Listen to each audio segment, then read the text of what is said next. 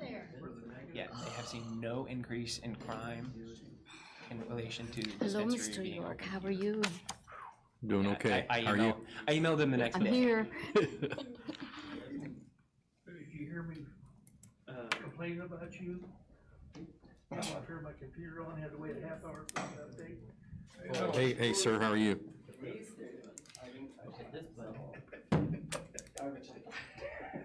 Everybody talk? I got tired of going around. He said he updated it. I don't see the 365 showing up there. Yes, I did. Well, it's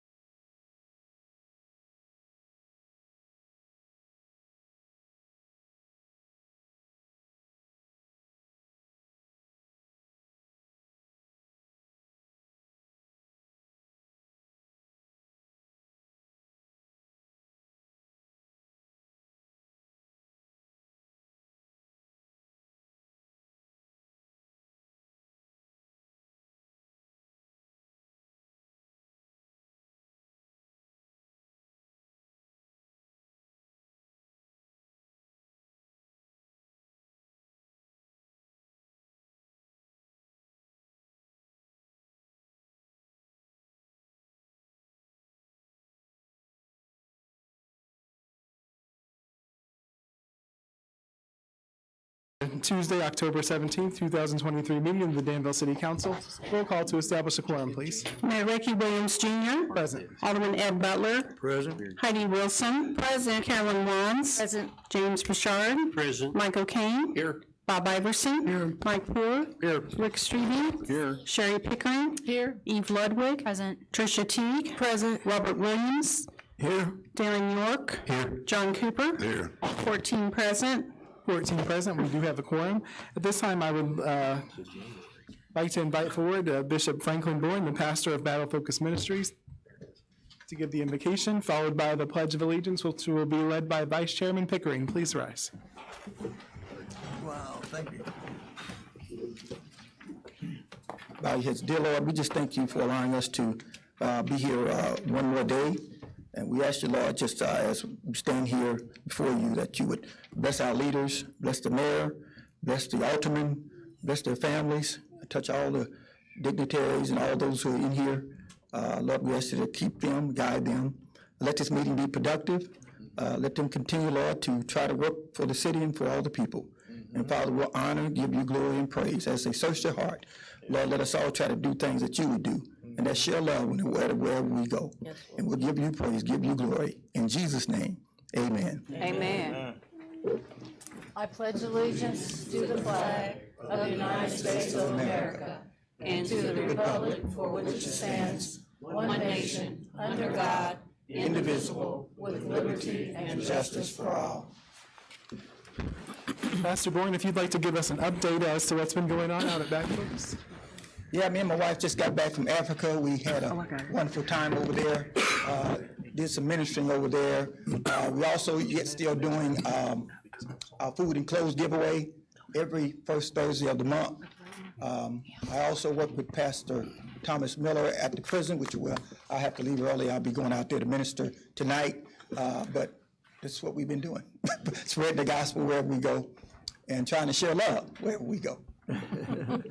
We appreciate you. I know on behalf of myself and our aldermen from Ward 2, Alderman Strebe and Alderman Wands, we want to say thank you for hosting the Vermilion Heights Neighborhood Association meeting. It's nice. We're always welcome, and you all make us comfortable, so we appreciate you. Thank you. Thank you very much. At this time, you have the minutes of the October 3rd meeting. Is there a motion to approve those? So moved. Second. It's been moved and seconded. Is there any discussion or debate? All those in favor, please signify by saying aye. Aye. Any opposed, same sign. Thank you. You also have an agenda for this evening. Is there a motion to approve the agenda? So moved. Second. It's been moved and seconded. Is there any discussion or debate? Seeing none, all those in favor, please signify by saying aye. Aye. Any opposed, same sign. Thank you very much. Now on to my report. I do not have any proclamations this evening. However, aldermen and community, I want to let you know, we've been working with a group of citizens. Our former mayor, Jones, is going to be turning 85 next month. And so they are going to host a reception here in his honor from 3 to 6 p.m. on Tuesday, November 7th, so right before our next council meeting. And during the council meeting, I will be asking you to concur with a proclamation honoring Mayor Jones for all of his years of commitment to the city in various capacities. So community, we hope that you'll be able to join us for that as well to support and encourage Mayor Jones. I do not have any board, committee, or personnel appointments this evening. Are there any reports of boards, agencies, or commissions? Seeing none, a couple of items of information I have for you. First, I want to let you know that we have a couple of great events coming up through the end of the year that we hope you'll join us for. On the first Friday of the month, starting at 5 p.m. in November, we will have our Harry Potter Fest. I can't recall, this is either our 4th or 5th annual one, but we get thousands of people that come from everywhere. There's a couple, one of whom is originally from here. They plan their trip back to Danville every year so they can come to Potter Fest, which I think is pretty cool. So we hope you'll join us for that. And then on Black Friday, the day after Thanksgiving, we will have our 3rd annual lighting ceremony where we light up all of the lights downtown. We'll have pass out hot chocolate and peppermint sticks that evening, so hope you'll join us for that. And then, of course, we will end our year's First Fridays with the Night of Lights Parade. Last year, we had our highest number of entrants ever, and we had a crowd of over 5,000 people. So we hope that you will join us in one of these events to celebrate. The next thing is, I have been getting a lot of calls today, and I'm sure aldermen that you have as well. I know some of our city staff members have as well about the electrical aggregation program. So I'm going to take a moment to pass these out and pass them out to the audience as well, and then review that with you. I've just got a little document that summarizes some things for you.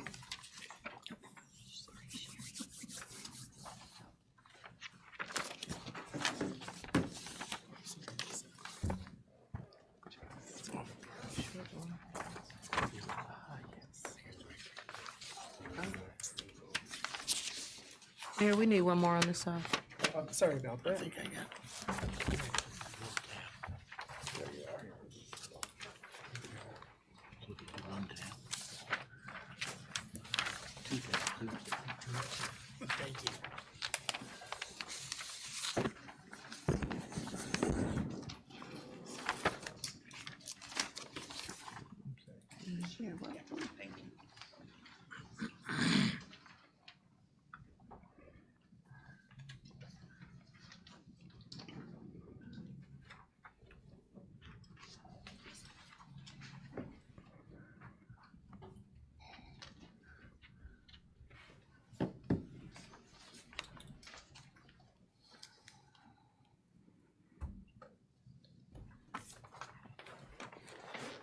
The reason I was cutting it a bit close this evening is because I was trying to compile this document for you.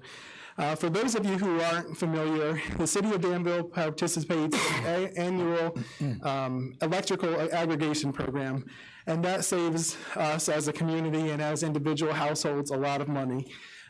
This spring, we entered a new agreement for the next couple of years, so I just wanted to go over with this a little bit about what that means for you.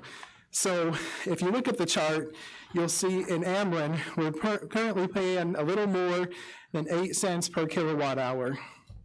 Our average over the last 3 years has also been a little bit more than 8 cents per kilowatt hour. At the high of the last 3 years, Ameren was charging folks over 12 cents per kilowatt hour. You go below that and you'll see what our current aggregation rates are for the City of Danville. Through an aggregation program that we signed up for in 2020, our rates have just been a little bit more than 5 cents. So you can see right now, you all are paying almost 3 cents less per kilowatt hour for your electrical rate. Your average difference has been almost 3 cents less per person or per household.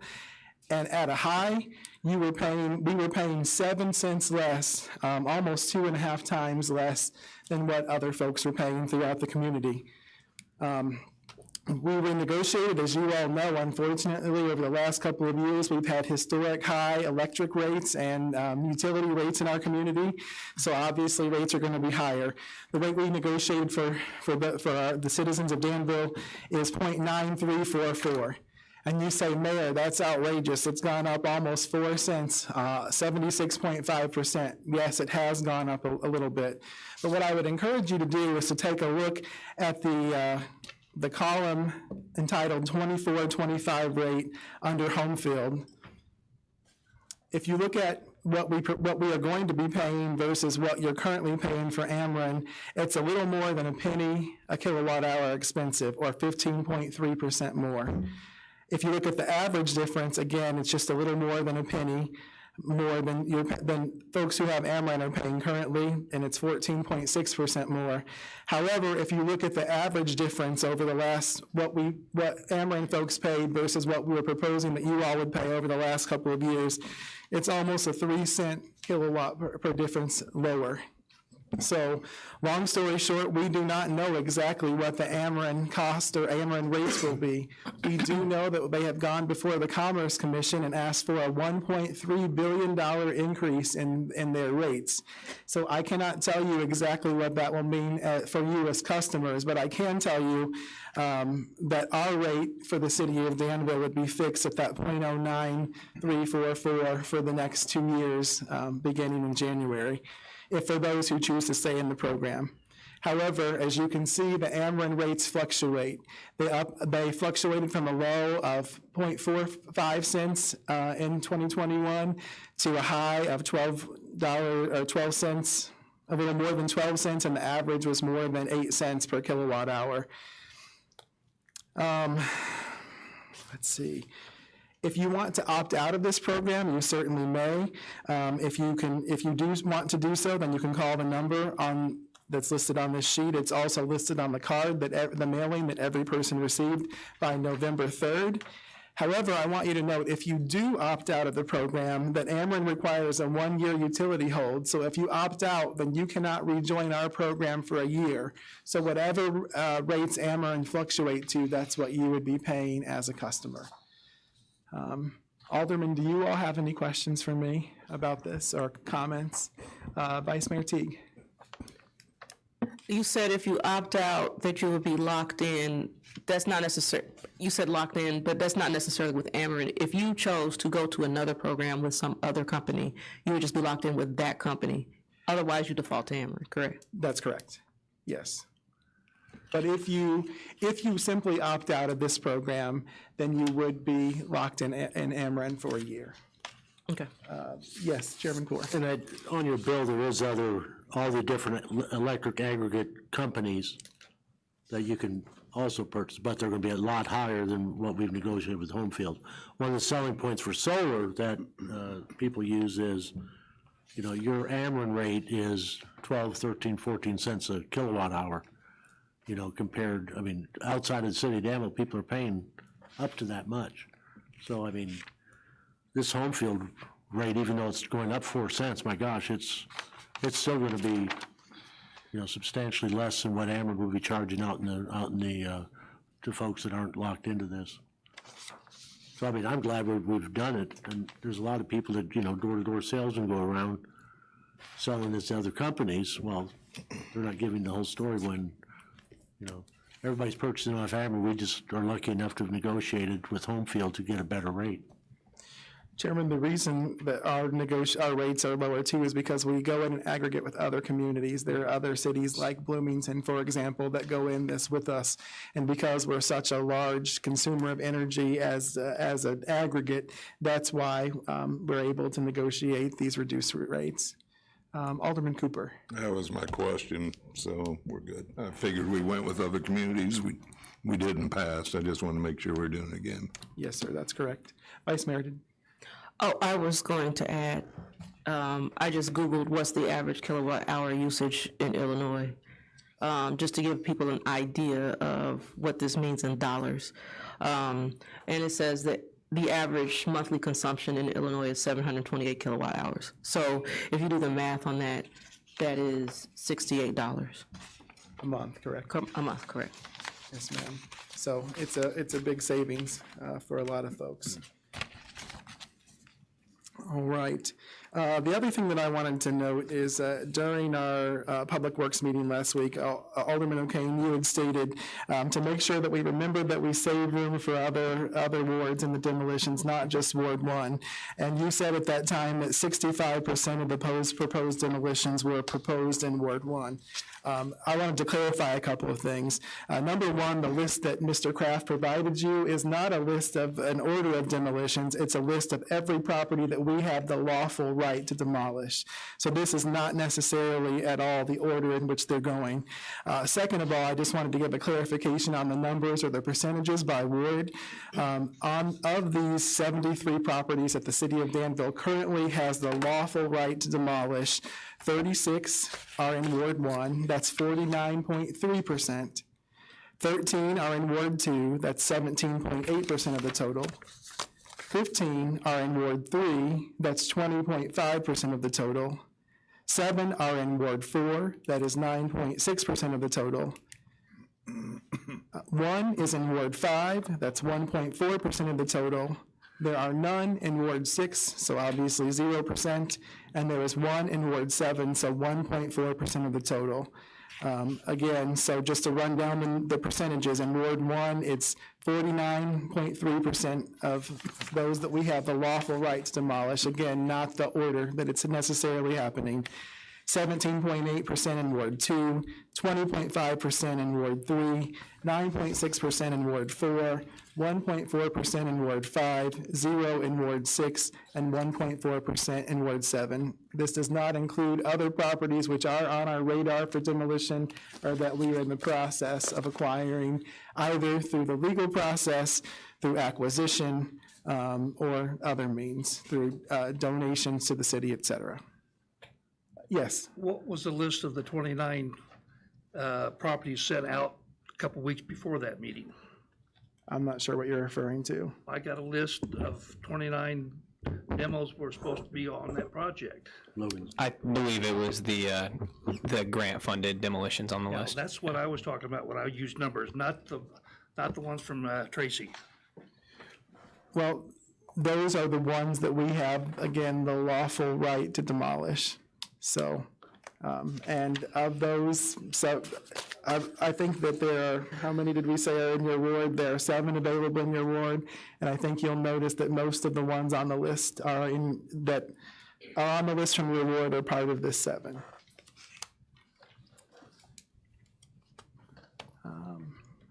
I don't have any other items at this time. Are there, Madam Clerk, are there any petitions, communications, or audience comments? Yes, we have a few, Mayor. Has everyone had a chance to complete a yellow comment card who wishes to speak this evening?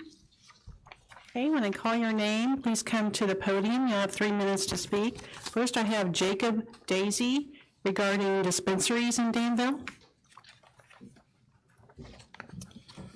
Good evening, Mayor Williams, City Council, and fellow citizens.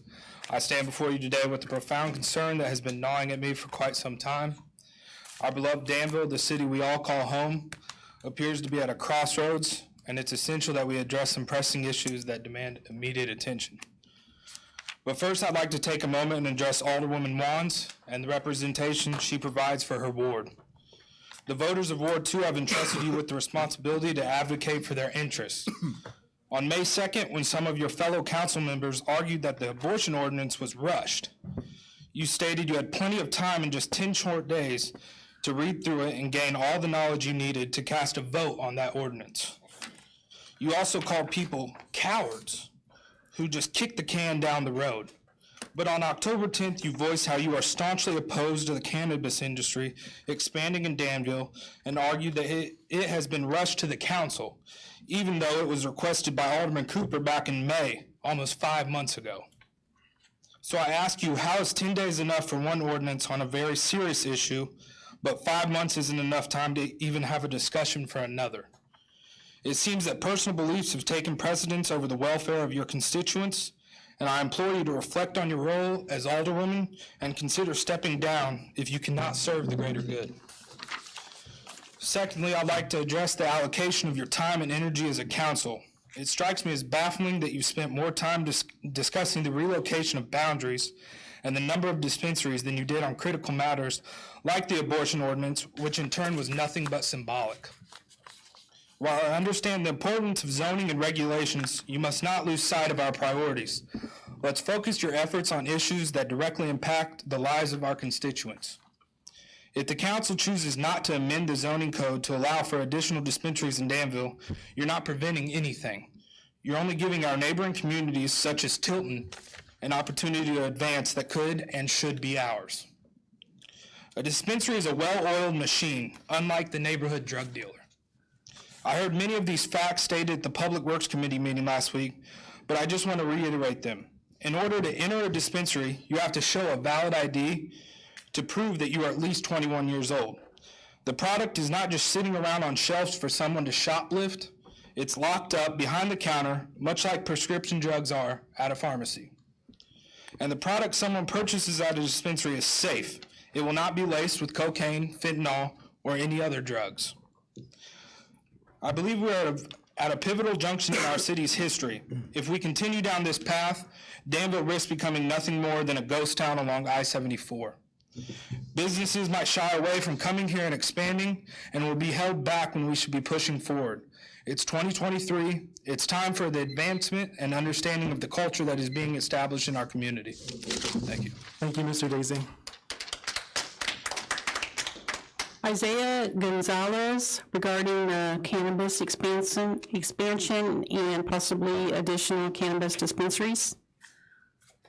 Good evening, council. Allow me 1 second to get prepared. I know this has been an ongoing issue for everyone, and I'm kind of joining in a little late. I am a consumer in the cannabis, of course, and as a consumer, I like to just throw in a little more detail. I have noticed that there are not many registered fulfillment programs available. So as you enter more stores and more cannabis buildings, you are going to limit where they're able to, what programs are able to use. As we are at the east end of Danville, we suffer with Wi-Fi connection issues throughout because of the borderline. You know, we all have issues when we're heading out towards that way of town or if we're heading out of town. That can push towards one program being used, whichever is more efficient. With that being said, that can cause transaction limits, and that is not going to expand your revenue, that is only going to share it. That's just a little bit of knowledge I wanted to throw out there. More on there, we are reaching, if you take a peek at the current dispensary websites that are local and that are also, you know, in Champaign area, the websites are giving more and more discounts. We're seeing 25% being the average discount available every week. We are entering 30% soon, and that's just going to continue to rise and rise, again, losing more revenue. And then cost cutting. I have noticed on Indeed that there was security positions offered around town for dispensaries. Those had started 3 years ago when we accepted cannabis, and those started off at around 28 to 32 with a 10 max security, I think 10 to 12 people. That is, they've been reduced to about 3, and that also cut the payment down to $18 to $22, I believe. So that's cutting cost of jobs, that's cutting the available jobs, and it's just because cannabis is starting to have competition. Lastly, I just want to say that we are all reaching a point where we love rhythms and patterns. We all have a coffee shop, a store, Walgreens, CVS to go visit, to update your coupons, to go find out what the new ice cream flavor is at your favorite parlor. We have a rhythm, right? I know there's been talk about the consumption lounge being brought over to Danville, and why not have that rhythm be a part of Danville? Why not have those good memories and whatnot enter? Thank you guys for your time, and I appreciate you. Thank you, Mr. Gonzalez. Frank McNeil of Springfield regarding the discussion on the amendment to Chapter 150. Thank you. Good evening, Mayor and members of the council. My name is Frank McNeil. I am a consultant to 7 Points, and I think you received a PowerPoint presentation. I don't know how many of you had a chance to go through it, but I will highlight some of the things that are in the PowerPoint presentation. Currently, as my employer stands, he's opposed to extending more dispensaries in Danville because there's not a need, basically. I live in Springfield. I know how many, we have about 4 dispensaries. We have 3 times the size of Danville. More dispensaries doesn't mean more revenue for the city of Danville. Secondly, as there's not a need, cannabis dispensaries, it's a very risky business. I am as a consultant, I'm also a registered lobbyist. I lobby for the Illinois independent cannabis growers, and they can't get into business because it is very tight. Money is very tight. So getting into this business is risky and it's very costly. I think you know the taxes on cannabis in the state of Illinois are probably some of the highest in the nation, and that entails a lot of upfront money. Oversaturation drives the prices down, and it will make the businesses fail. Mature markets, that is the states that started cannabis consumption, Arizona, Colorado, Nevada, Oregon, and Washington, has seen 11% decline in the revenue. Consumption lounges. We now know that Tilton has a consumption lounge. This gives Tilton your money, your Danville residents, and like it or dislike it, it's legal. If they want to go to Tilton and spend their money, they can, because there's a consumption lounge there. To alleviate that, why not allow the competitive advantage that Tilton has, equal the playing field and allow Danville to have a consumption lounge here in Danville as well. And, excuse me, that is a issue that, and then I will also want to address one of the things that we've talked about here.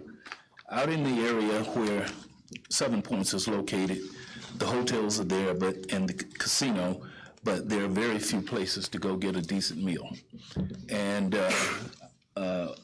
my employer is wanting to open up new restaurants in that area. That is something that's very important to him, and as a part of his exploits out in that area, he wants to do that for the city of Danville, which will create jobs, more revenue for the city of Danville. Thank you, Mr. McNeil. My time's up? Okay, I'm sorry. That's all I have. Is there anyone else who wishes to address the council this evening? All right, seeing none, you do have a zoning ordinance, number 8A, amending the zoning ordinance for petitioner, the city of Danville, ZP number 291. Is there a motion to approve, is there a motion to dispense with the reading and for its approval? So moved. Is there a second? Second. It's been moved and seconded. Is there any discussion or debate? Yes, Vice Mayor Teague. What is the reason that we are doing this, since on its face it appears that we're the ones who are asking for the zoning change and not any other property owner? Yeah, so currently, we were requested to visit this zoning ordinance for tattoo parlors. There is a proposed business use in the B2 district on North Vermillion Street. And the only way per our ordinance to amend the text to consider that is for the city council or the zoning administrator to petition it. Okay, thank you. Any further discussion or debate? Yes, Alderman O'Kane. Exactly what is a change in the past? Has there been special use permits required for tattoo parlors? So currently, since 2008 at least, it was a permitted use by right in B3, general commercial, and a special use permit in the downtown zoning district. It was not a permitted use in any other zoning district, so no.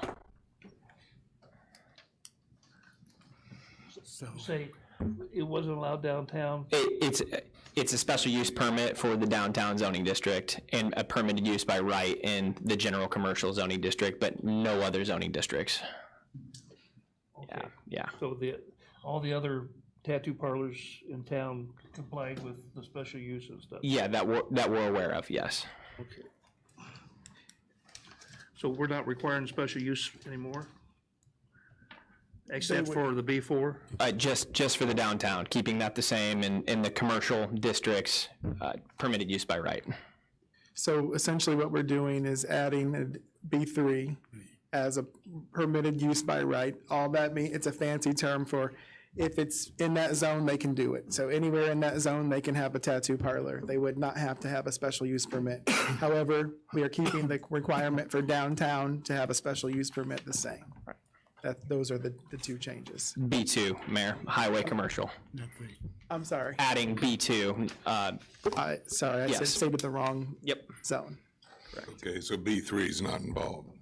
It's just B2. Correct. Okay.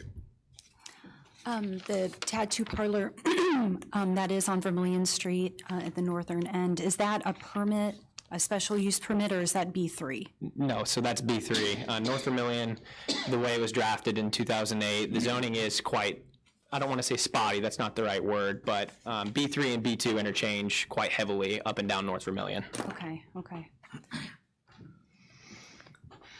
Any further? Yes, Alderman. Yes, so otherwise, say we got 2 or 3 different zonings, permits that's going on. I'm sorry, can you restate your Are question? they all different? Pardon?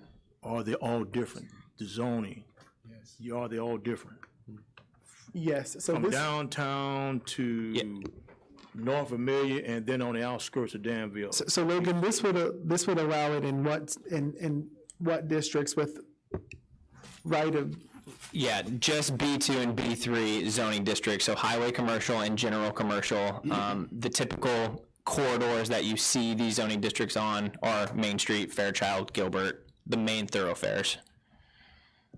and then Alderman Butler, if they want to have one downtown, they have to have a special use permit that goes through zoning and then goes through this council. So is it now they have to have a special use permit to go in these other, no? No. They just can't, or they petition to come in those? The current ordinance, the way it reads, is B3 is the only zoning district that you can have a tattoo parlor by right. You do not have to visit the Planning and Zoning Commission nor City Council. The downtown zoning district requires a special use permit. Right. No other zones is this a special use permit process or a permitted use by right. So they cannot go in any of those, okay. Correct. Thank you. Yep. And Jensky's, Chairman. Jensky's downtown had a special use permit that came before the council. Yeah. Right, I remember that. Yes, Alderman Cooper. I'm a little confused here. B3, isn't that pretty much anything? Liquor and everything? It is the most broad Right. zoning character. Why would a tattoo parlor have a B3? I mean, in essence, they can sell alcohol if it was approved. In the B3 district, Right. correct, yeah. And we've got a tattoo that's in a B3 right now? There's a couple of tattoo parlors in B3, yes. That can be converted over if they kept that zoning from B3. It can be converted over to liquor store if it meets a requirement. Right, so that's why we are, from a planning side, fairly conservative with zoning properties B3. In this instance, that's why it was recommended to this individual that we would not want them to apply for a zoning change to B3 for that reason. Right. Instead, going the less negative or impactful route and just putting an X on the table of uses for tattoo parlors in B2 thought like a good way to go about it. Yeah, I agree. The B3 concerns me, though. I mean, Yeah, so that, yeah, we're not doing anything with the B3 districts. We're not adding it to B3, it's already there. can that be changed to a B2? I mean, you've got a tattoo parlor that's currently at a B3, right? Yeah, a few of them, and it's, now they're gonna be per our zoning code there until they leave. And those are all special use permits, I assume? No. No, So no. if this guy sells the thing, it meets the requirements of a liquor store. A liquor store could actually be located there because it is a B3. Yeah, not the one that requested this, technically requested this zoning amendment. The ones that reside in B3, yes, they can turn into other uses like that, yes. Alderman Cooper, to clarify though, we don't have any more liquor store licenses available and we have a waiting list of, I think, 10 or 12 is. We have a long-term waiting list for liquor store licenses, right? Yes, Class P, yes. Well, I understand that. That B3 is a little concerning, though. That's just my point, you know. Any further discussion or debate? But we're not changing B3. B3 is staying. Changing B2. The only thing that we're doing is add, B3 is in existence. They can have one there now. We are adding B2 as a permissible use, where they would not have to get a special use permit or come before this council for consideration. They could just do it anywhere in a B2. We're adding that. They would still have to have a special use permit in order to locate downtown. Yes, Alderman Ludwig. Currently, there would be no ability for them to get a special use permit in B2, is that correct? That is correct. Okay. So this is either permitting them to go ahead with it, or they wouldn't have any option to get a special use permit in B2. Yeah. That's correct. And where this is located, just across the street is B3 on Vermilion Street. Correct. So that's what you're saying, it's just spotty? Because some of it's, Yeah, some of it's B3 and some of it's called B2, and there's a tattoo parlor pretty close by. okay. Any further discussion or debate? Yes, Now, Alderman I'm just Butler. concerned about the location of this B3. Are we talking about up north, Million? Look, they can already have it anywhere in B3. They don't have to ask us or the zoning, commission for permission. And that's out on the outskirts of Danville? No. It's the Within the the main corridors, Vermillion, Fairchild, Gilbert, Vermillion, Maine.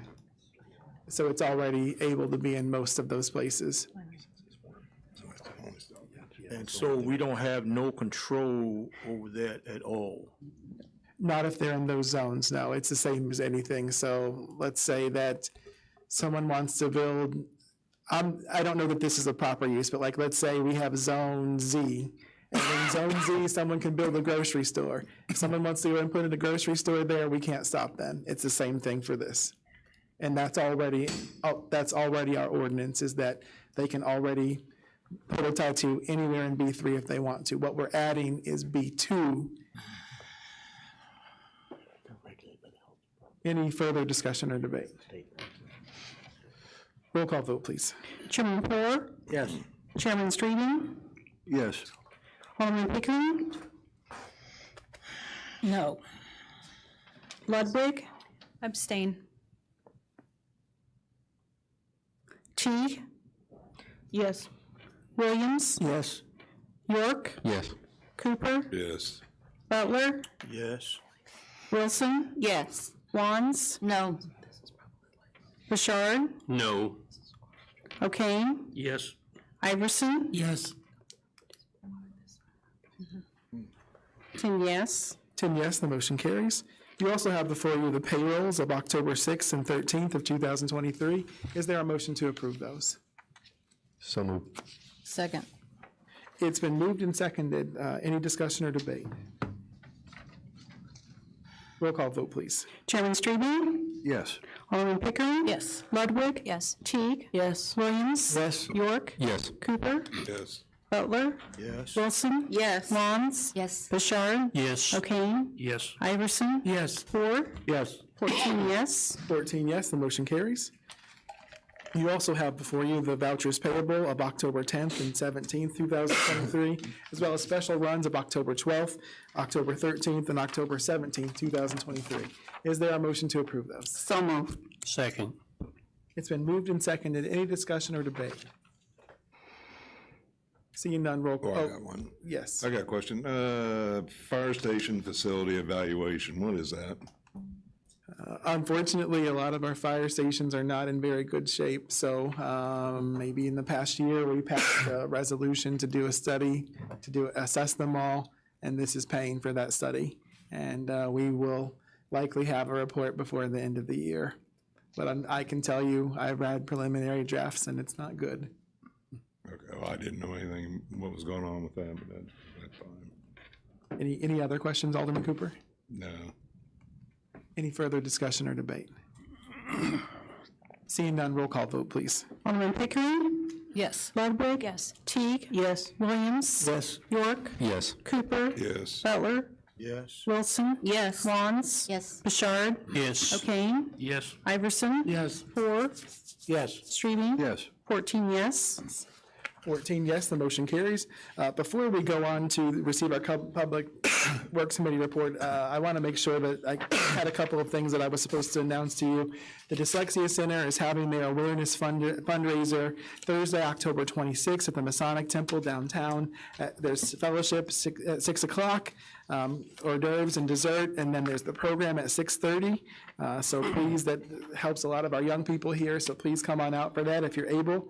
I also want to remind everyone, and I'll be reminding you multiple times for this, thank you again to Administrator Finch, Director Beeth, Vice Mayor Teague for your work on this. That we'll have the local small business owners are invited for a workshop at the Danville here at City Hall on the 16th of November on becoming a DBE certified business, and that stands for Disadvantaged Business Enterprise. So we hope that we'll see you on those. Now I'm going to turn it over to Chairman Poor for the heavy lifting. Thank you, Mayor. Item number 11A is an ordinance approving the acceptance of right-of-way for the Jackson and Voorhees intersection. Move to dispense reading and ask for your approval. Second. Been moved and seconded. Is there any discussion or debate? Seeing none, roll call vote, please. Alderman Ludwig. Yes. Teague. Yes. Williams. Yes. York. Yes. Cooper. Yes. Butler. Yes. Wilson. Yes. Wands. Yes. Bouchard. Yes. Iverson. Yes. O'Kane. Yes. Poor. Yes. Streaming. Yes. Pickering. Yes. 14 yes. 14 yes, the motion carries. If there's no objection, I'd like to take 11B and C together. They're both, one's an ordinance, one's a resolution. B is an ordinance authorizing the acceptance of real property from the Danville Sanitary District. C is a resolution approving a professional service agreement for the Fifth Street Pump Station elimination and the Jefferson Street improvements and amending the fiscal year 23-24 Fund 402 budget. Move dispense reading and ask for approval of both. Second. It's been moved and seconded. Is there any discussion or debate? And I'm glad that you got to read that and not me. Any discussion or debate? Seeing none, roll call vote, please. Alderman Teague. Yes. Williams. Yes. York. Yes. Cooper. Yes. Butler. Yes. Wilson. Yes. Wands. Yes. Bouchard. Yes. O'Kane. Yes. Iverson. Yes. Poor. Yes. Streaming. Yes. Pickering. Yes. Ludwig. Yes. 14 yes.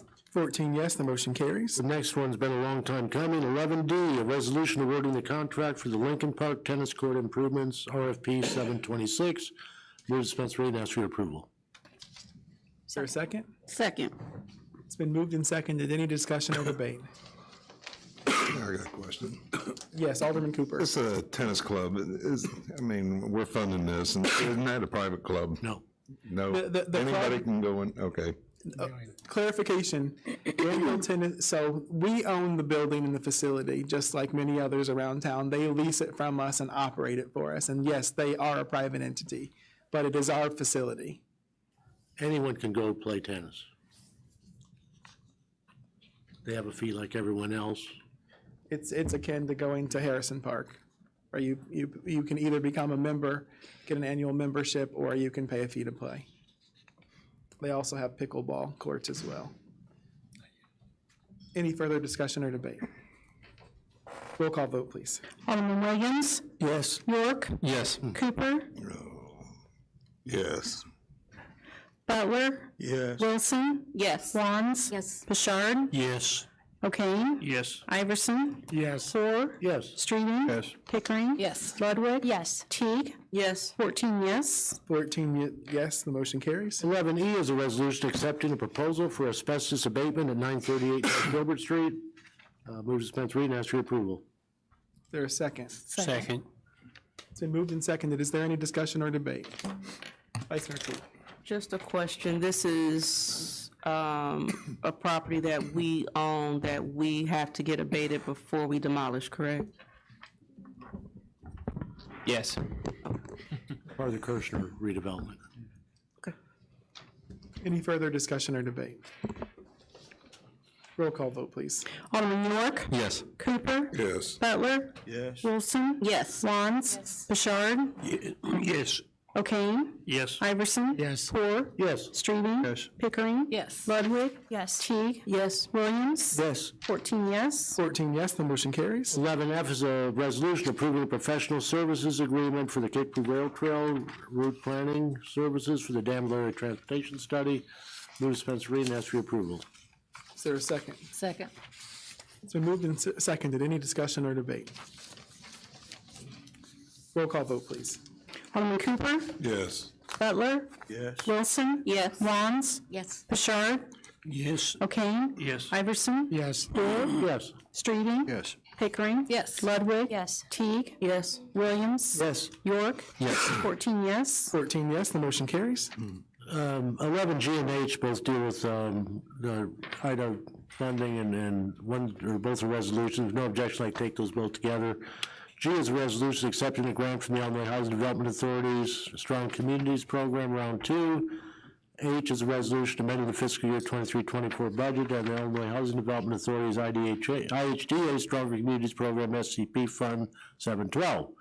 Move dispense reading, ask for approval on both G and H. Is there a second? Second. Any discussion or debate? Roll call vote, please. Alderman Butler? Yes. Wilson? Yes. Wands? Yes. Bouchard? Yes. McCain? Yes. Iverson? Yes. Poor? Yes. Streben? Yes. Pickering? Yes. Ludwig? Yes. T? Yes. Williams? Yes. York? Yes. Cooper? Yes. 14 yes. 14 yes, the motion carries. 11I is a resolution authorizing a budget amendment to the fiscal year 23-24 Harrison Park Golf Course 400 concessions, cost of goods sold budget. Move to dispense with reading and ask for your approval. Second. It's been moved and seconded. Is there any discussion or debate? Yes, Vice Mayor. My only question is, so it seems like every time they sell out of stuff, we have to go in and change the budget to allow for more funds on the line item. Will we, on the next budget, will we be increasing it so that we don't have to do this every time? So yeah, we've already increased that for next year's budget, and with this one, I'm not gonna promise anything, because if we sell a mass amount of goods, then that may not be the case. However, we've estimated for the remainder of the fiscal year and put all that into this budget amendment, so that, just judging by last year's numbers and everything from this point on, we've also added that in as well. So this should get us through, I can't promise that obviously, but this should get us through the rest of this year. When the current year's budget was compiled and passed, we didn't have any data on how the concessions would perform because we didn't used to receive this revenue. These used to go to the vendor that rented, so we had no idea what it would be like. So that's why we passed a balanced budget for Harrison Park. So as money coming in, we're then using it to buy more cost of goods sold. So Right, yeah, I understand that. I remember this because this has come up at least two or three other times before. It's just a matter of, okay, well, this is inefficient in terms of, running operations, so. yeah, we agree. Any further discussion or debate? Roll call vote, please. Alderman Wilson? Yes. Wands? Yes. Bouchard? Yes. O'Kane? Yes. Iverson? Yes. Poor? Yes. Streben? Yes. Pickering? Yes. Ludwig? Yes. T? Yes. Williams? Yes. York? Yes. Cooper? Yes. Butler? Yes. 14 yes. 14 yes, the motion carries. Item of information. Anybody? Nope. Mayor, that concludes our report. Thank you, Chairman Poor. At this time, we will receive our Public Services Committee report. Chairman Streben. Well, good evening. We will meet here in City Hall at 6 p.m. October 24th, be next Tuesday. And I don't have any items of information. Does anybody else have any? That's our report. Thank you, Chairman Streben. At this time, we will review the first draft of our 2023 tax levy. Comptroller Massey.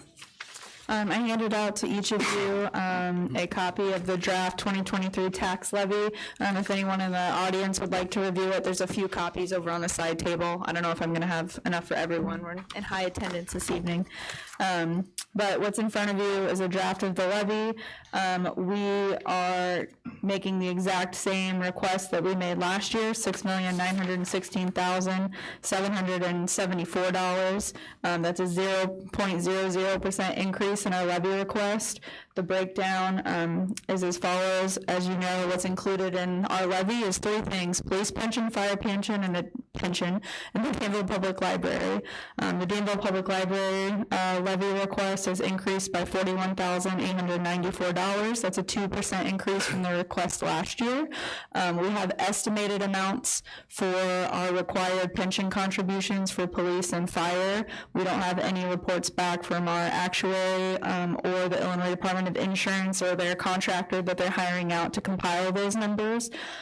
We contributed over $2 million more than our minimum required contribution last year in excess due to various revenue streams. So we're pretty confident that the contribution amount is going to be equal or less than. So that's why we feel confident in putting in this estimated number. Of course, once we get that back, it could change, but it's an educated guess.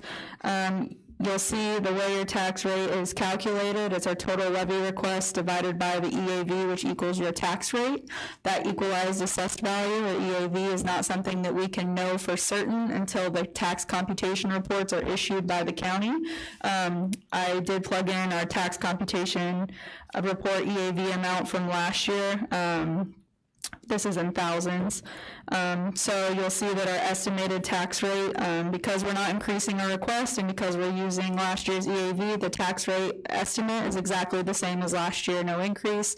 I would guess, I'm not going to put it on the draft, but I would guess our EAV is going to increase again this year like it did last year, because there's a multiplier on all 3 townships that are included in our taxing district, Blount, Newell, and Danville Township, on the county assessor's website. So I expect to see an increase there, but we will wait and see and just hope for a lower tax rate. Of course, you'll probably get an updated, well, not probably, you will get an updated draft of the levy once we get our IDOI and Lauterbach and Armin reports back. But is there any questions on what's in front of you this evening?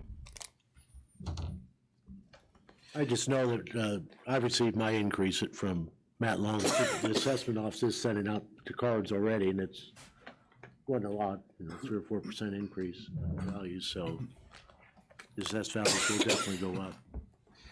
I just want to clarify to everyone too, because I've had a couple of questions about this, and I know a few of you have as well. We have no stake or say in the assessment of your property value. That is done by the county and by the township. So, for example, a woman fussed me out on Facebook saying her taxes were going up by $660. Well, as you can see from this spreadsheet here, the last 3 years, your tax rate for the city of Danville portion has gone down, and if the EAV goes up like we project, then your property tax rates will go down again. Some of you have asked us, well, what do we get, what are we getting from marijuana sales? What are we getting from extra money from the casino? This is one of the things that's been able to happen, is that we're able to keep your property tax rates the same or lower. And to me, property taxes are one of the most unfair assessments that we have in our society. And so if we can make sure that we can help people stay in their homes, then I think that's something that we absolutely should do.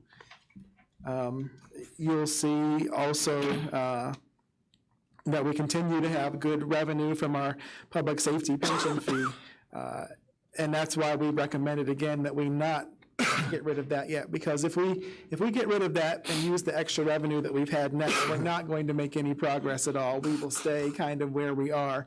We are trying to get ourselves, our kids, and our grandkids out of the debt that our grandparents put us in.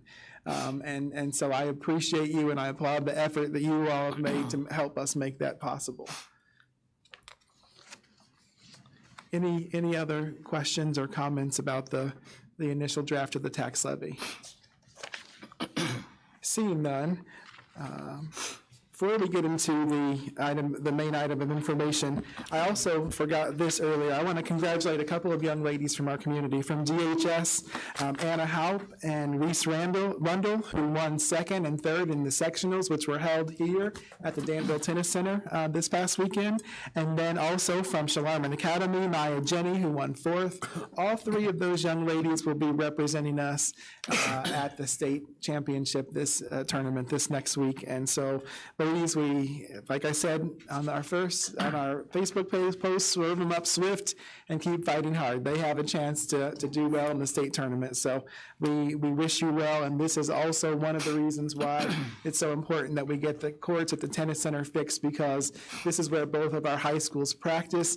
Not only that, but we've held regional and sectional tournaments, which bring people from all over the state of Danville, who then spend money here at our restaurants, at our shops, at our hotels. So I just want to say thank you, young ladies, and also to Coach Haupt. It's interesting because Coach Haupt was 2 years older than me. We were in high school together, so it's kind of cool when you see your classmates leading other people to do good things. So I'm proud of the investment that Coach Haupt has made in our young ladies.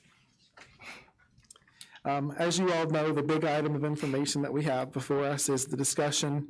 Actually, before we get into this, are there any other items of information that you all have for the good of cause that you need to let people know? Or I just want to, if I could elaborate a little bit on the Learning Center. Yes, sir.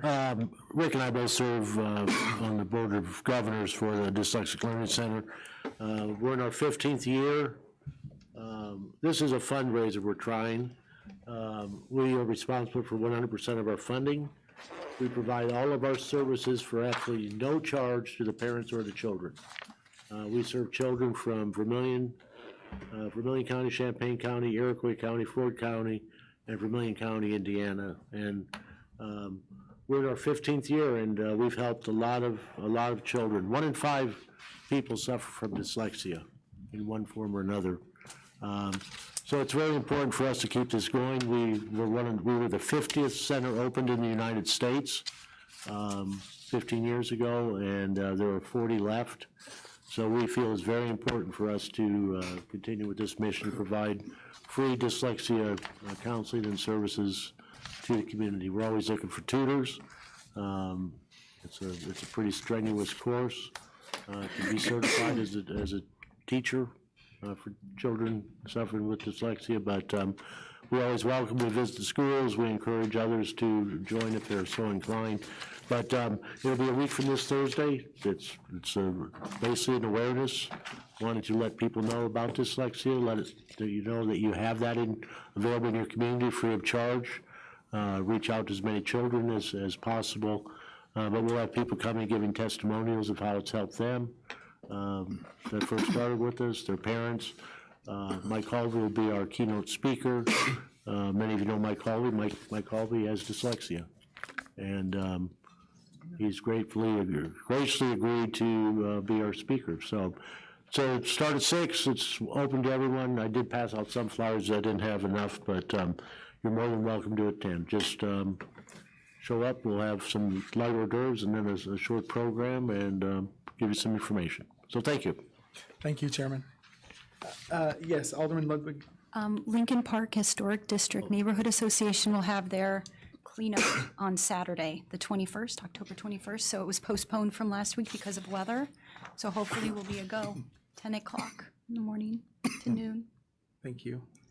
Yes, the Elmwood Civic Group will be having their meeting this Friday at 5 o'clock on Victor Street at Miss Nelson Center.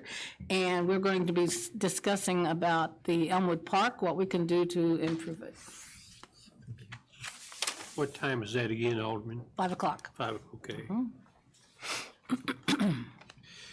Now, the item that I know that everyone is interested in discussing, looking forward to or loathing one way or the other, either way, right? Sorry. Yes, It's Thursday. I don't know if I said that right. It's Thursday. Thursday. Sorry. Thanks, Mrs. P. Discussion regarding the amendment to Chapter 150 of the zoning code for medicinal and adult use cannabis. I'm going to start off by turning it over to our Community Development Administrator, Logan Cronk, and then we'll open the floor for comments and discussion. You just want me to go over the brief summary of what the amendment is? Yes, and then also I know that you compiled some information that had been requested. Yeah. So. Okay. So in theory, the amendment text-wise is quite simple. I believe I provided everybody a copy of the highlighted text changes. Okay. So on page 1, the first section 150.090, it's just providing a clarification to how the distances are measured between dispensaries and away from childcare, et cetera. As you know, we had some drama early on this year on how things are measured, so we wanted to clear that up in our dispensary ordinance, or cannabis ordinance. And throughout the summary is the way our current ordinance reads is that lynch roads are to be, dispensaries are to be located essentially on Lynch Road, to be a half a mile away from R1, R2, R3, or R4 residential zoning districts, okay? So that's Eastgate and Lynch Road. That was what the city council came up with when the state of Illinois passed dispensaries and made them legal. Okay, so that language is struck out throughout this ordinance. With that being said, the next change goes on to the table of uses. How and where cannabis dispensaries, grows, infusers can be located. The bulk of the discussion has been geared towards where dispensaries can be located. So on the last page, you can see that, the last page, you can see that medical adult use cannabis dispensaries can be located via special use permit in B2 and B3, okay? So the idea of this ordinance is to essentially just open it up across the city but only to be allowed in B2 and B3 via special use permit. That means it will still go to Planning and Zoning Commission and City Council for consideration. It does not give them the permitted use by right to locate in B2 and B3. Also, the Public Works Committee tasked me to get as much information as possible. This is a tricky rabbit hole to go down. It depends what your Google search says. If you have a bias towards not wanting to locate dispensaries in municipalities, you're gonna get that. If you want them to come to your municipality, you're gonna get that as well. I will tell you, there is a good majority of scholarly articles that have data and statistics geared towards there not being very many negative impacts of dispensaries being located in municipalities. I actually, the dispensary that wants to come to the city of Danville did send me at 3 o'clock a lot of these papers in favor of dispensaries in municipalities. Unfortunately, I could not get that out to you before this meeting. So I have it. I can send it to you. I checked with Assistant Chief McCord and Chief Yates after the Public Works meeting last week to see if we had any negative crime data in regards to dispensaries. Assistant Chief McCord reported back that no, there has not been an increase in DUIs since 2020 of the opening of dispensaries. And I believe I have his email in front of me here. And there was 13 citations with the address of the current dispensary for traffic violations, not that this is just service calls, not actually cannabis related. Is that correct, Chief Yates? Would you like to add some detail to that? I'd have to look at his information, but I believe what we found out from our data specialist today is that we had, I'm sorry. When I was discussing it with our data specialist, she advised it's very hard to track a lot of that stuff, and we believe we had seven incidents or 7 calls in that location. Okay. And that was over a time period of 2022. Okay, that was throughout the year. Okay. So, and then I touched on, I tried to do some research on consumption as well. This is very new to the state of Illinois. Not a whole lot of data. I couldn't find it. There are a couple of dispensaries just outside of Chicago that have consumption lounges. I'm sure the dispensaries will tell you that the good information, but I cannot locate the good or the bad online in regards to these yet. There's one in Mundelein. If there's any specific questions, just let me know.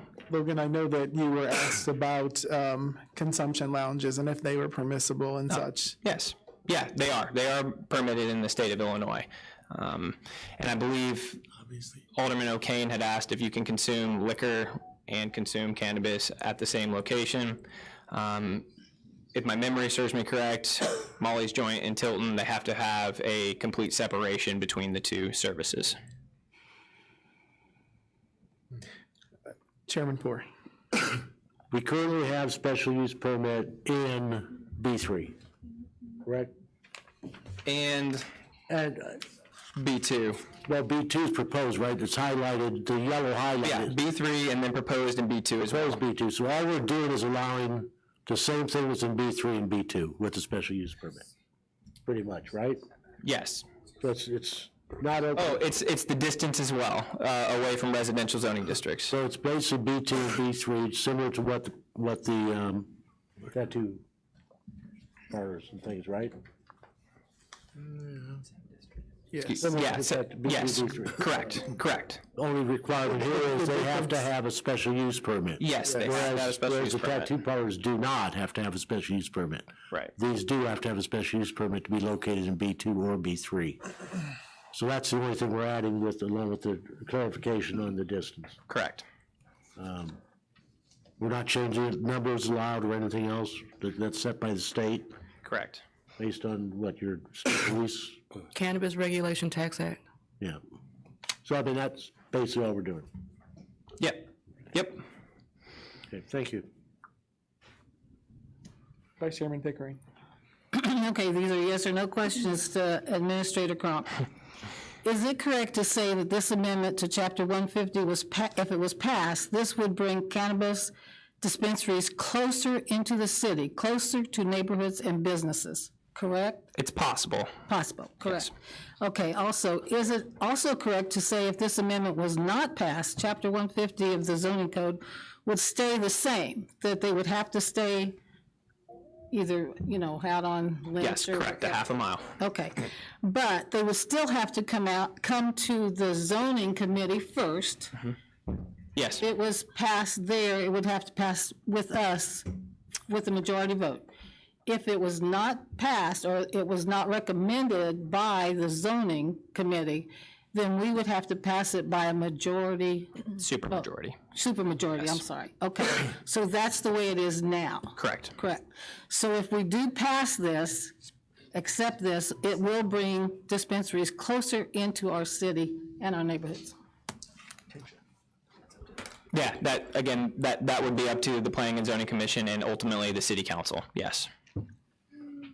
And if we don't pass this, it's coming closer into our city either way because it will be in Tilton, which is literally just over the bridge from where some of these places would like to locate.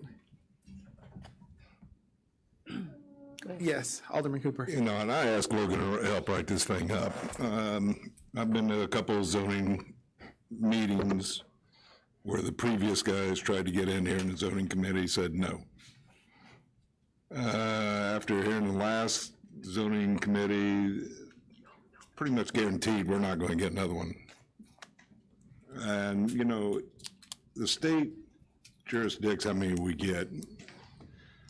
And just passing this thing is not saying we're going to get it or not, because as a council, we're going to say yes or no to it. It's a special use. It's just like a liquor store. I mean, I heard somebody say a vape shop, if a vape shop was in this, it wouldn't even be near a school either.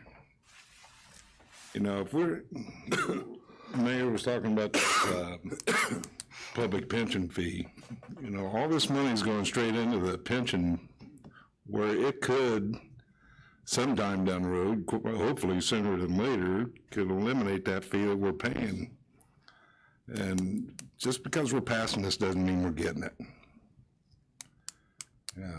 I gotta look at the positive way of it. If we can eliminate that public pension fee, I'm all for it. So I'm supporting this thing. Yes, Vice Chairman. Excuse me. I'd also like to say, I ask a lot of our citizens, and I think that's what all we're here for, to represent our citizens. 99, I had one person out of all the people I talked to, 99% of the people I talked to said, do not bring it into our city. Leave it out there. So I have to vote the way my constituents ask me to vote. But still, as an alderman, you can eliminate that either way.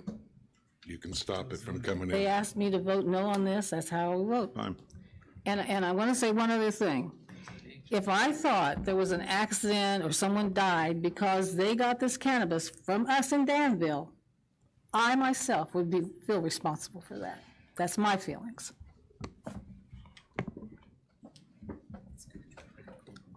Alderman Butler.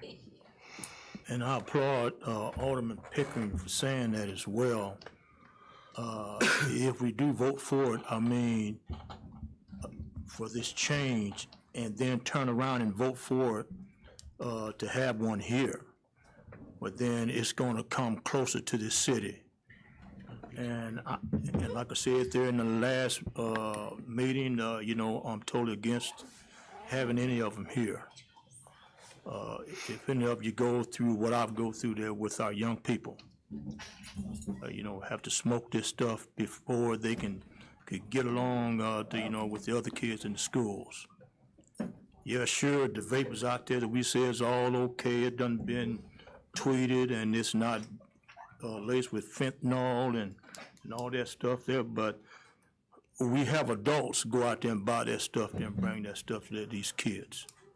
The reason why we got these young kids out there buying this stuff is because of older guys is giving these drugs that, to sell this stuff. And then for me to stand there in the street open the cars there for these kids and smell all that marijuana. You just get a contact high. And I feel the way Ms. Pickering feel is because, of our kids. I don't want to see our city turn into a dope city, marijuana city.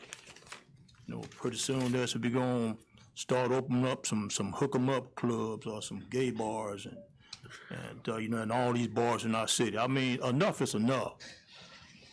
So we've already been called a little Chicago, okay? And so I don't want to have Danville, that I thought years ago that this was going to be a town for retired people. I'm retired now and I'm still dealing with all this mess. And so to vote for another marijuana plant, I mean, it's ludicrous.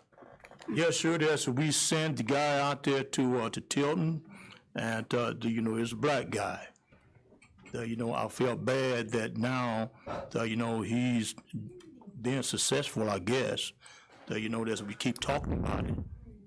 And so just to have one here in town, I'd rather have, like Mr. McNeil said, he said that he can bring some stores in here and build some stores. Why can't we build another place just for young folk to where we can rehabilitate them?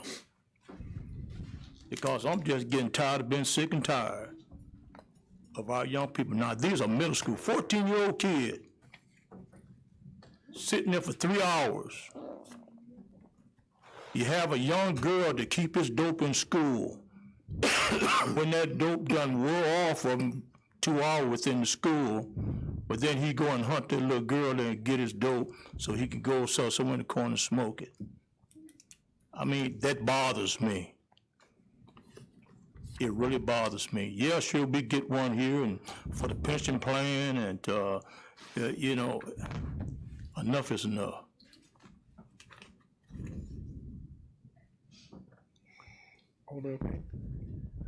Is there any setback from residentials? I know it says business district, but Yeah, so our. I know current- there's setbacks for churches and schools but what about in our property owners? This proposed ordinance does not have a limited setback guidance. It can be included into this. I did some research in the other municipalities of Urbana, Champaign, Bloomington, East Peoria, and Peoria. Only one of them besides us had a setback from residential, which was 250 feet. Alderman Teague, are you familiar on the state law if there is a residential setback or not regulation? I don't believe that there is. I have the CRTA opens to be able to search. I can search it right now. I'm not familiar But I don't with think one that there either. is. Okay. It's not a requirement anymore. Yeah. 4,000 feet. Well, I just, that worries me, putting something right next door to somebody, whether they want it or not. Yeah. I still think we missed the ball by not letting that third one go out to Eastgate. That area could have been developed. I think we'd had 3 businesses in Danville. I think that would have slowed everybody else down from wanting to get into this area. I would even accept the consumption out in that area more so, just so we don't have to worry about it into town, into the neighborhoods and stuff, or close to the neighborhoods, which would be, that's my feelings on it. Yes, Chairman. Okay, I'm reading on the other sheet you gave us, Logan. It says municipal code adult use cannabis dispensaries, Danville. Special use permit, yes. Distance from children's schools, etc., 1,000 feet. Distance from place of worship, none. Distance from residential zoning, 2,640 feet. So there is a residential half-mile. That's our current half-mile ordinance, Yeah. yes. That would be So that could eliminated. be left in here. No, that's the major change of this ordinance, is Okay. removing that. To allow them to look at other than Lynch Road. Correct. So I want to get an understanding of like where we are in the temperature. Because my understanding the last time we had a cannabis business before us was that, we shouldn't put them all in one place. We shouldn't put them all on Lynch Road. So they could possibly be on North Vermilion. They could possibly be somewhere else. And the only way for that to happen was to remove the residential requirement, basically because all of our business districts butt up against residential. Yeah, sure. So now that Logan took that instruction and went and did that, now everybody is saying, no, we don't want them near residential, that we need to have them away from everybody else. So I feel like it seems to me like the council is talking out both sides of its neck and can't really decide what it is as a body that we actually want. Because Logan went and did what we told him to do, and now we're telling him that what we told him to do is not really what we wanted. Not all of us. I'm not sure that we all wanted that. I think that a lot of people were more concerned with multiple dispensaries out on Lynch Road, that would oversaturate the market. And I'm not sure it is or it isn't, but I'm not sure that everybody's interested in having it so close to the neighborhoods. So then the question becomes, if they're not all on Lynch Road, where will they go? Nowhere. I understand your stance. Your stance is nowhere, but I'm asking the people who made the comment before, which was, we don't want saturation in one location. Then the question is, well, then where is a location? Because the ordinance as it is currently written was written specifically to put everybody on Lynch Road. And if we want them to be somewhere else, then we need to write the ordinance so they can specifically go to wherever somewhere else is. I'd like people to identify who don't want them all in one location, to identify where is the appropriate location if they think there is another alternate appropriate location. And I do understand that some people believe there shouldn't be any more. So I'm not asking for the people who said no. I'm asking for the people who said, well, someplace else. Where is someplace else? Because then Logan could take that information and use that to alter the ordinance, because we're not voting on this, we're just having a conversation. Vice Mayor, what the other folks who said that they wanted it somewhere else said that they wanted it done by special use permit. That way, ultimately, we would control where, well, y'all would, and if there's a tie, then I would help control where they were located. So that was the just what you said was the instruction. For those who said that, Lynch Road was too saturated, they said, we want it by special use permit because that gives us ultimate control over where it goes. You don't, there's almost nowhere that you can go in Danville that isn't within 500 feet from residential. Exactly. So if we want to have them somewhere in Danville, and Lynch Road doesn't work for whatever reason, then it's impossible to not have them anywhere in less than, that's somewhere near residential. But the places that folks have asked me about or talked about, or some of the places we've strategized with possible dispensaries about previously, are like South Bowman and various places on South Bowman just off the highway. South Gilbert Street, various places off of the highway, that they could possibly locate. Those are some of the areas that other entities have asked us about, I should say. And those are all still stone throws away from residential or schools, because Southview is right there. Right. But it's more than, almost everywhere on South Gilbert is less than 1,000 feet. I mean, more than 1,000 feet away from there. And churches? There is no for churches. There's only one church the active church in that area. It's on the west side of Gilbert Street. It's back off the road 1 or 2 blocks. Yes, Chairman. Well, you have a good scenario of Public Works. You have the pie. There's 5 slices of that pie. Whether Danville if Danville doesn't have, right now we'll have 2 slices of that pie. If everybody else goes to Tilton, even though that market's saturated, there's only X number of dollars in revenue, they're getting 3 slices of that pie, we get 2. So if people say it's all about the money, yes, it's all about the money as far as the revenue that's generated off of a limited supply of money. And I would rather have 4 pieces of that pie than 1 to help with the pensions and other things in this city. So I mean, if there is, which I'm sure there is, a limited amount of dollars that go into dispensaries that people have the ability to pay. And it's how you cut that pie up and where those licenses or dispensaries go on where the revenue goes. If they go to Tilton, they're only a stone throws across the bridge from Danville. You know, if we, you know, have them on Lynch Road or on, you know, up north by Walmart or South Gilbert or whatever, they're still in Danville, and Danville will be the ones getting the revenue. The drugs on the street are gonna be there. Drug dealers are making more money now than they ever made because people can't afford the tax at the dispensary, and they can get a cheaper product on the street that's laced with everything than they can get at a dispensary, because a normal drug dealer is not gonna have the quality of product that a dispensary has, or the cleanliness of the product that the distributor has. Thank you. Yes, Alderwoman.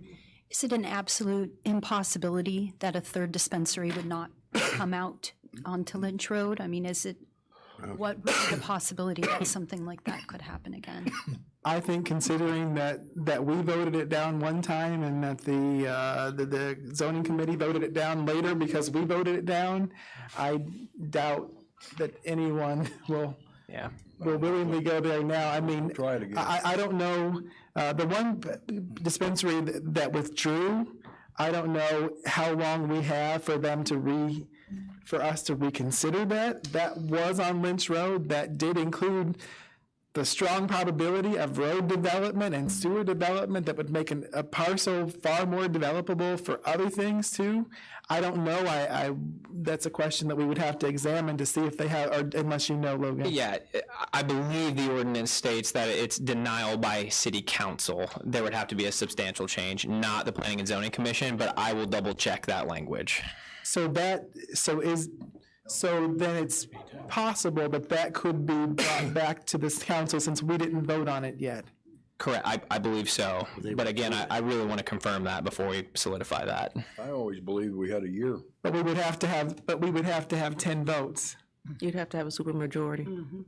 You would have to have 10 votes. I would recommend sending it back to planning and zoning commission first. To start over? Yes. Yeah, it could be. Or a majority of those Or a present. majority of those present. No. To overtone it, because they voted it down, Chairman, then we have zoning, if the zoning commission votes down a project, then we have to overturn that, we have to, a supermajority of the council has to vote for it. Of the So full it would- council or those present? Of the full council, so it would require 10 votes.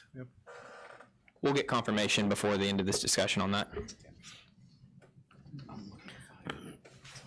Alderwoman Pickering.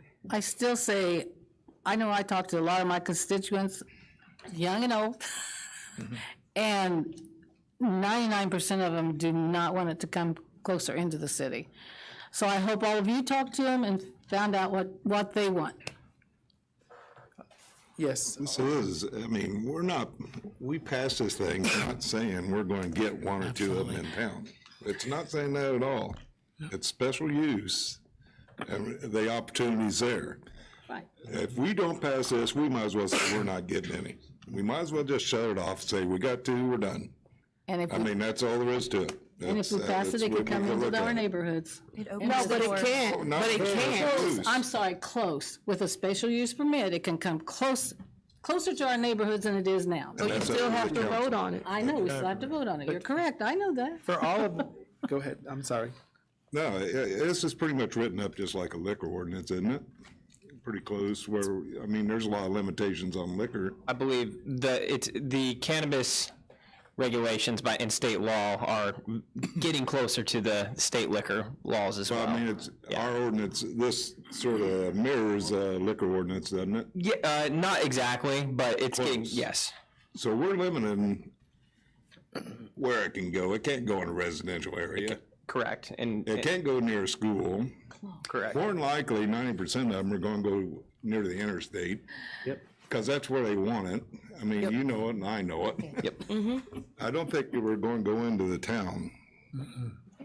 But the only reason I wanted this or ask, and I'm sure Ms. Tig did too, we're either going to shut them off or we're going to expand, have the opportunity to expand. And that's the only thing we're doing right here. If we want to shut it off, vote no. It's easy. Alderwoman Ludwig. Opening the door with a special use permit will allow us to put them in the B2 and the B3 zoning ordinance districts, and those are just sitting basically on top of residential districts. They just butt up right in. If you look at the map, you'll see that these are would be sitting right. If we allowed it, they could potentially be touching right up against residential neighborhoods. And we're removing the part that says that these can't be within 2,640 feet from residential areas down to 0 feet. There's no restriction anymore. So it's going from being that large distance to no distance. So that's the main difference, like what Logan had said. Yes, Alderwoman, you're right. The problem is there's no distance anywhere else where we can allow a dispensary that's not going to be somewhat near our neighborhoods. It's just the way that Danville is laid out, and probably many cities, but especially our city, it's impossible. So I think ultimately the decision is, do we want to have more dispensaries or do we not want to have more dispensaries? Yep. My issue is, what about all the liquor stores that are in neighborhoods? No, I don't hear anybody saying we need to have less liquor stores in our neighborhoods, or no liquor stores in our neighborhoods. Or bars. Right, liquor stores and bars, because they're all over every neighborhood. You can't go down Main Street without possibly running into somebody going in the main package. Exactly. So there's no difference. There's no difference. But I suppose that we do have, that we in the habit of developing ordinance. Why don't we just set an ordinance there then for the liquor stores? I totally agree. And, the blue store right down the street from the high school, I see kids going by there every morning when I'm headed out there Northridge. I mean, you got some adults that give those kids. Now, I'm looking at this stuff. If any of you out there, any of you, to just take a ride with me and my brother, I dare you. Just come on. And we can show you some stuff there, what these adults doing to these kids. But the question is, would that change as a result of a legal entity being placed in our city? Would that increase any? No, it won't change. We have to make the change, Vice President, Chairman. We have to make the change of Vice Mayor, I'm sorry. Yeah, I'm not Kamala. I understand what you're saying, and what I'm saying is that both of those things can happen at the same time. Right. And to be quite honest, if the pension fund there's another piece to this that we haven't actually talked about. One of the things that's written into the Cannabis Regulation and Tax Act is that these entities have to actually invest their earnings into their local community to help with issues. When we say no, that money goes elsewhere too. And we as the city of Danville, if we do believe that there is a problem, if there is a potential for problem, if what you say is true, all of the money that comes with that entity can also go somewhere else, even though all of the problems would rest right here. Because at the end of the day, the majority of people that you would see out in Tilton live in the city of Danville. And if problems get created because those 3 additional entities went out to Tilton, the problems will rest in Danville because those people don't live in Tilton. They live in Danville. And all of the dollars, not just the tax dollars that we could have used to pay off our pension bill, but also the dollars that they are required by law to invest in their communities to help offset issues could also stay in Tilton. Yeah, so you mean to tell me then that Sunnyside not Sunnyside. I can't speak on Sunnyside, but the Cannabis Regulation and Tax Act that created the 4 new additional licenses that are coming to our area, every single one of those applications has a provision written in it, and they were scored on this, that requires that they invest in their communities, and they had to have plans for those. I've read some of those plans. Now, I can't say I've read the plans of the ones that are coming to our area, but I have read some of those plans. And I know that those people are talking about all the different ways in which they invest in the community and the things that they could do in the community. And I'll also say this, I went to the grand opening of the place in Tilton because one of the people actually had attended some of our workshops that we provided to them in hopes of lobbying for that piece of that money to still come to Danville and to still come to organizations in Danville. Because I knew what the stakes were, even though they're in Tilton. All of the issues and all of the people who might have the issues live in Danville. And I totally agree. Now, so those rules, does the one that's out there now, yes, do they abide by the same rules that you just stated? All of them have to, by law. Now, the question, but they get to choose what they support and what they do. The city of Danville just in general, I haven't had a conversation with them about it because I only know one of the owners that we've had prior conversation.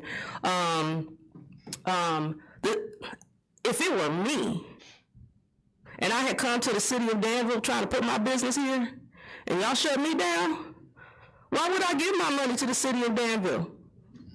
Or anything in the city of Danville? Because Danville didn't want me. And that's basically the message that we're sending to the other two that are still remaining. If we don't want them, then we can't expect them to give money to organizations in Danville. It doesn't even have to be the city itself. It could be organizations that are situated in Danville who do good work, darn good work, to help with recovery, to help with addiction. Those organizations sit here in this city, and those organizations could benefit from the money that those companies make, as well as the city of Danville benefiting from the monies. But there's no reason why they would even feel like that this is a welcoming community for them or any of the things that they want to do. Because the majority of the people who get involved in this business are involved in this business because of issues, chronic pain and chronic issues that they've had, and they realize that this alternative medication helps them. Even though these are medicinal dispensaries, it's not because they don't want to be. It's because the state isn't giving out any more medicinal licenses. I guarantee you that if the state opened up for them to have a medicinal license, they jump on that. Because there's not even enough medicinal licenses as there are counties in the entire state of Illinois. So at the end of the day, we have to decide, are we going to do what's best for our city and for our citizens? And we have to look at everything from all perspectives and not be myopic in our view and say, well, this is what my beliefs are, so this is what I'm going to do. I have had conflicting beliefs about a number of things that we voted on. But at the end of the day, my responsibility is to look at everything and to look at all vantage points and do what's best for our citizens. And I get where you're coming from in terms of your moral compass to say, I don't believe in this and I can see the detriment. But the way that the law is written and the responsibility that is put on these businesses requires that they take that into account. It's up to us to decide if we're going to give them the opportunity to do so. Vice Chairman Iverson. After listening to the vice mayor, I'm certainly delighted that she became vice mayor instead of me. She's really whipping up the responsibilities here. As has been said, and we've said it again for like a half an hour now. So maybe it's time for us to take the straw poll, whatever you want to do tonight. But as we've said, we are not saying, okay, we're going to have new marijuana dispensaries tonight. All we're saying is they could go there. We're still going to get our chance for every single one of them. The zoning committee is going to vote on it. We're going to vote on it. So it's not like they're going to suddenly pop up tomorrow. They still have to go through the same thing. Just that it's putting it in areas where we said it was saturated, so let's open some other areas up. If I thought for 1 second we were going to reduce marijuana use by not opening stores, I'd vote to not open any more stores immediately. But that's not what's going to happen, and we all know that's not what's going to happen. And Tricia hit on it at the end here. What I was going to bring up some more is that we talk about kids using marijuana, people buying marijuana and then going out and selling it to little kids so they can smoke on the corners. most of what was happening in here is medicinal marijuana. That's for people who have chronic pain, people who have things that can't be affected by, it's with the opioid crisis, doctors won't give Oxycontin or Tramadol anymore, but they are willing to give marijuana in many cases, in cases where it works. So there's a whole healthcare perspective here that we're just letting slide right by because we're talking about. Most of us in this group, Trish is not one, but most of us in this group grew up in the 60s when, oh my God, marijuana, it's going to kill us. That's not what we're talking about here today, folks. We're not talking about street corner grass. We're talking about medical use to help people who have health issues. And we're not saying, okay, tomorrow we're going to have 3 more because the state says it. Every single one of them is going to have to come back to the zoning committee and through us. We have our chance again and again and again to say no or to make modifications. I hope we do it soon. I want to quickly go on the record on this. I've supported Parkway Dispensary coming to Danville. I think it's a shame that we lost it to Tilton with the resources it provides. If we were going to say, if we didn't decide whether or not marijuana was legal. The state of Illinois decided that. That's a question that's already been determined. So all we get to decide is if it's going to be sold, which we've already said it's going to be allowed, where is it sold, and are we going to receive resources from it? Those are the questions that we have to ask ourselves. I'm going to reiterate again. Number one, these are coming here one way or another. They're coming to Vermilion County. The 2 that are not here, the 2 that we've talked to that have the licenses, they want to come to Danville. If they don't come here, they are going to Tilton. Tilton is closer to my house than the Walmart is, than the mall is. It's for most of the residents in Danville, Tilton is way closer. So to me, in my mind, practically speaking, what is the difference between Tilton and South Danville by Mad Goat? What is the difference between Tilton and South Bowman Avenue somewhere? I don't think that there's much of a difference. We also talked about the revenue. Some of you all have stated, again, that the money is not going to go up. There's only so much for weed. As I said last week, and Chairman Poore reiterated tonight, I would rather have 80% of the pie than 40% of the pie. And here's the other thing 3 other things. Number one, these kids are not smoking. They're not smoking dispensary marijuana. They're smoking the marijuana that they get off the streets. People are not going out and selling dispensary marijuana because there's no way on earth they could make the profit illegally, because there's no way on earth they could make the profit that they would selling street marijuana. And the other thing that I want to say is, for those of you who have said, oh, well, kids get it from their parents, they get into it from their parents. Wouldn't you rather have them something that you know has been certified and examined rather than these things that are filled with methamphetamines, crack, fentanyl, and then they end up dead or overdosing, as we've had so many of our young people, that's happened to many of our young people? I would much rather have people have a safe, clean product if they're going to choose to do it, and we know that they are going to choose it. So in my mind, it's safer, and financially, it makes sense for our community. It would be, in my mind, it would be crazy of us to send it somewhere else. And I understand if you are morally against it, I respect that. That's your choice. I think we have to think about what do our citizens say, and I appreciate people like Mrs. Pickering who have asked people. I can tell you I've heard from a lot of people. I have 2. I would say most of the people that I've heard from support having the dispensaries here. And I definitely see a generational difference overall in people that I talk to, right? People that are around my age, up to 5 or 10 years older, and lower, 80-90% of them are for it. The folks that are more than 10, 15 years old overall are against it, although there have been a number of older folks who have told me that they absolutely support this too. So I know that this will shock and probably disappoint some people, and I'm sorry if it does, but I absolutely support this, and I hope that you will in our straw poll as well. What I'll be asking you in the straw poll this evening is if you say yes, then that means you would like Logan to advance the proposed changes to the zoning committee for consideration. If you vote no, then you were saying you do not want these proposed changes to be advanced to the planning and zoning committee for commission. What I don't want to do is to waste their time, all these people who are trying to invest millions of dollars in our community, their time, and also drive away potentially good business.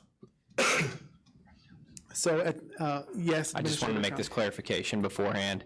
So going through our zoning ordinance, it covers withdrawals and denials. So the petitioner that technically withdrew the petition after Planning and Zoning Commission cannot return back to the City Council for consideration without a substantial change to their petition. Now that is up to the zoning administrator to determine whether it's a substantial change or not. Thank you.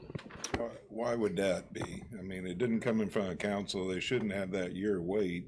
They withdrew it, zoning never acted on it. Right. No, zoning did act on it. Zoning acted on it.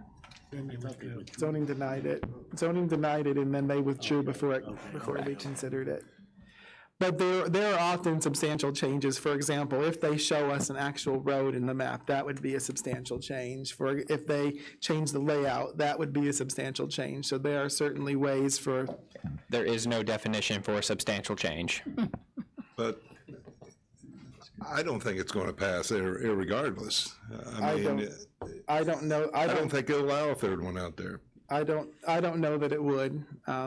That's why I support this ordinance, the proposed changes, because then it can be considered there if anyone wanted to go there or wherever. But ultimately, the Planning and Zoning Commission and then you all as the council would determine where it goes. And that's the same reason I'm doing it too. Okay. So again, voting yes would be that you support Logan submitting the changes to the Planning and Zoning Commission. Voting no means you do not support it. Is this a vote or a straw poll? This is a straw poll. We may not vote on the issue. This is just providing guidance for Logan so that we use his time effectively. Means we'll actually officially vote on it probably at a later date. That's correct. Once it goes through zoning, yes. Madam Clerk, could you do an unofficial straw poll, please? Alderman Butler? No. Alderman Wilson? Yes. Alderman Wands? No. Alderman Pashard? No. Alderman O'Kane? With a residential setback, yes. Alderman Iverson? Yes. Chairman Poor? Yes. Chairman Strebe? Yes. Alderman Pickering? No. Alderman Ludwig? No. Alderman T? Yes. Alderman Williams? As a non-smoker, I vote no. Alderman York? Yes. Alderman Cooper? Yes. 8 yes. Yeah. 8 yes, we will move forward. Move it forward to the Planning and Zoning for consideration. Well, Logan, I'm going to thank you because I asked you to do this even before some of the new guys were on here. So I know it took you a while, but thank you for at least taking it by the bull by the horns and moving it. Yeah, no problem. Where's that direction now? Yeah. We'll be very pleased to know we do not have need for closed session this evening. Thank you, Jesus. As such, I will entertain a motion to adjourn. So moved. It's been moved and seconded. All those in favor, please signify by saying aye. Aye. We are adjourned. Have a good evening.